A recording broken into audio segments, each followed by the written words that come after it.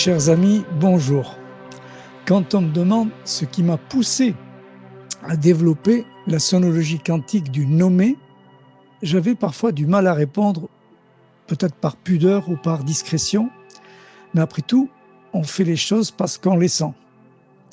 Mais quand j'ai écrit le chapitre de mon prochain livre que je vais vous commenter, je me suis rendu compte que l'amour, dans le sens universel et originel du terme, avait une grande part dans la motivation, dans la persévérance aussi et la passion qui n'ont jamais cessé d'être au rendez-vous dans mon travail. Et voici ce qui ressort de ce chapitre sur l'amour universel. Pour commencer, je voudrais parler d'un point central qui se diffuse depuis le cœur même de la sonologie quantique du nommé. Ce centre est en fait le lien qui unit tous les liens. Ce lien s'appelle l'amour. Certes, je vous épargnerai de compter ce qui a été dit et redit sur ce thème. Dans notre humanité, on parle en général de cet amour auquel on attribue des tas d'adjectifs. Par exemple, amour filial, amour maternel, amour amical, amour tendresse, amour sentimental, amour charnel, amour désir, et ainsi sans fin, jusqu'à l'amour même de soi-même, pour n'oublier personne. Certes, on parle d'amour, mais on note quand même une certaine différence entre ces types d'amour. Savez-vous quel est le dénominateur commun qui caractérise toutes ces formes d'amour dans notre humanité? Eh bien, c'est le lien. Oui, le principe d'amour est avant tout le premier créateur de liens. L'amour représente, dans toutes ses formes, un lien entre les humains et à tout ce qui les entoure. Ce lien fait partie de la nature même de l'être humain. C'est ce qui lui permet de se lier, de se relier, d'être reconnu et connecté à tout ce qui existe dans l'univers et même dans tous les univers. Alors, en quoi ce lien appelé amour est-il originel? Eh bien, tout simplement parce qu'il a donné naissance à toutes les formes d'amour possibles et imaginables. En fait, l'amour originel est le créateur de tous les amours. C'est son essence même qui est le fluide dans lequel se manifeste l'amour dans ses formes les plus diverses. Il a donné à toutes les représentations de l'amour la capacité de créer un lien illimité et inconditionnel, comme il l'a lui-même initié depuis sa source, la destinée de toute la création. Vous aviez compris que l'amour partiel de ceci ou de cela participe déjà à la séparation de l'unité première de l'amour originel, celui qui est inconditionnel, illimité et surtout indivisible. En effet, comment le concept d'amour originel pourrait-il se diviser puisque sa nature est indivisible? L'homme a malheureusement créé, de bonne foi, des différences entre des adjectifs qualificatifs qui le rendent multiple, en préférant une personne par rapport à une autre, un groupe de gens par rapport à un autre, une catégorie de sentiments par rapport à d'autres. Ainsi, on ne cesse de valoriser un amour par rapport à un autre, par habitude de comparaison. Et cet acte devient un acte séparateur, incompatible avec le lien d'amour originel qui a été et sera toujours unique et indivisible. Il est au centre de toute évolution. Tous les éléments de la création forment une toile où chaque manifestation de vie est reliée à tous les autres éléments de la création. Tout est en permanence interconnecté et ce lien est la porte d'accès véritable à l'omniscience. Si l'on suit toute sa logique. Cette connexion est indépendante de la volonté ou de l'ignorance de l'être humain. Elle fait partie intégrante et inconditionnelle de sa propre existence. La qualité de toutes les connexions passe toujours par la qualité du lien d'amour.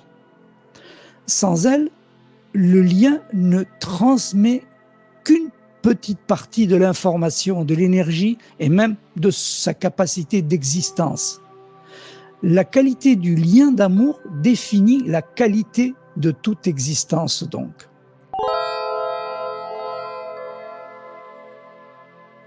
Alors, voyons dans cet exemple, lorsqu'on dispose ces paires de notes dans un ordre croissant, marquées par les notes de base de Do à Si, avec leurs couleurs correspondantes, et qu'on ajoute leurs variantes en deuxième note de Do à Si également, on obtient 7 rangées dont chacune est caractérisée par 7 notes également de Do à Si. Et en son centre, nous trouvons Fa-Fa, le symbole de l'amour originel. Il rayonne, reçoit et renvoie l'indispensable vibration qui autorise autour d'elle l'existence de chaque fréquence afin que l'équilibre global puisse être maintenu.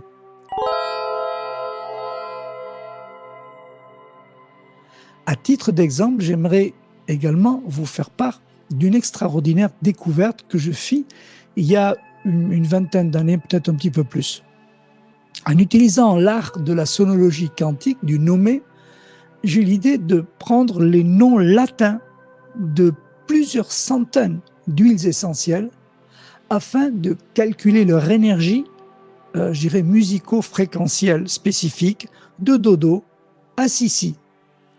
Cette étude faisait apparaître que les huiles essentielles dont le calcul rendait des résultats identiques, donc les mêmes paires de notes, possédaient exactement les mêmes fragrances, les mêmes odeurs, quel que soit le pays d'où elles venaient. Dans le premier couple de notes dodo apparaissaient par exemple des fragrances identiques très épicées, tandis qu'à l'extrême inverse, les fragrances de la paire de notes si indiquaient plutôt un très net aspect éthérique ou évanescent, à l'opposé de dodo et de ses fragrances plus terriennes et plus ancrées. Mais au centre de toutes ces fragrances, que trouvons-nous ? Eh bien, nous trouvons Fa-Fa. Comme dans l'exemple précédent, on peut l'imaginer en traçant 2 diagonales comme étant à la pointe de la pyramide. Dans le jargon de notre sonologie, Fa-Fa signifie donc l'amour inconditionnel. Et comme par hasard, cette paire de notes, avec toute la cohésion de cette logique de calcul, se trouve au centre de cette disposition à égale distance moyenne de toutes les fragrances, offrant une sorte d'induction vibratoire à toutes les autres pour que puissent exister, partager, communiquer toutes les forces qui composent la création. De plus, on se rend compte que les essences qui caractérisent la fragrance Fa-Fa proviennent d'essences marquées par une caractéristique faisant penser à l'odeur des mousses de la forêt profonde, dans toute sa fraîcheur et sa pureté, dans le vert intense et immaculé de la nature dont elles se nourrissent. Cette fragrance Fa-Fa, au même titre que la pointe de la pyramide des notes sonologiques, est au centre de tout. La nature se manifeste en effet en tenant parfaitement compte des règles de la création dont l'énergie de la source est amour. L'amour qui se manifeste dans tout ce qui nous entoure, si on se laisse inspirer par les codes qu'il nous transmet sans rien attendre, dans le silence d'un sous-bois ou depuis le sommet de la pyramide. La nature se crée et se recrée sans fin et sans équivoque. Elle se nourrit de l'amour originel qui représente l'union de toutes les vibrations, sans avoir besoin de penser, de juger, sans parler, car sa propre nature se satisfait pleinement de ce que lui offre l'amour originel. La nature donne, nourrit et se nourrit en donnant et en recevant tout ce dont elle a besoin. La nature est sans cesse aimante et elle a le temps d'être aimée et appréciée à la hauteur de ce qu'elle mérite.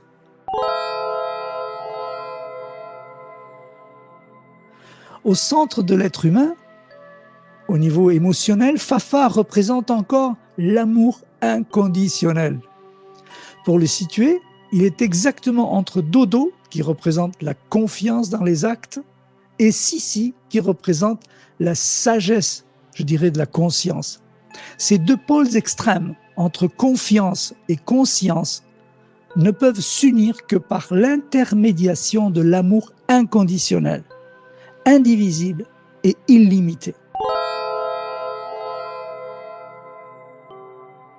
Et il est tout aussi intéressant d'indiquer que Fafa, au niveau physiologique, représente le système immunitaire dans notre sonologie.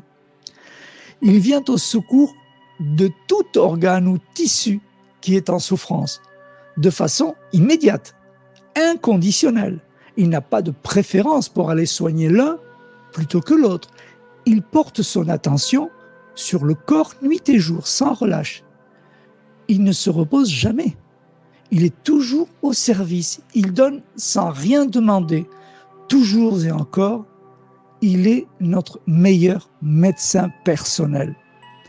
Et il ose à peine se reposer la nuit et garde un œil toujours ouvert au cas où. Quel exemple d'amour originel nous témoigne notre système immunitaire. En somme, nous vivons grâce à l'amour que nous recevons. Un amour qui ne peut s'acheter car il est déjà acquis dès la naissance. La nature aussi nous donne sans cesse les plantes, l'eau, l'air, la nourriture, les minéraux pour construire nos objets. Elle nous donne toujours sans rien demander en échange. Qui a déjà reçu une facture de la nature pour ce qu'elle met à notre disposition? Personne. Jamais personne. Elle donne toujours par amour, inconditionnellement et sans restriction. Quel exemple également de cet amour originel, elle témoigne chaque jour de notre vie. Nous devons, je pense, cesser de limiter l'amour, cesser de conditionner l'amour, cesser de fragmenter l'amour en 1000 amours pour que l'amour originel renaisse en chacun de nous. L'un a créé l'amour originel pour que l'amour nous unisse.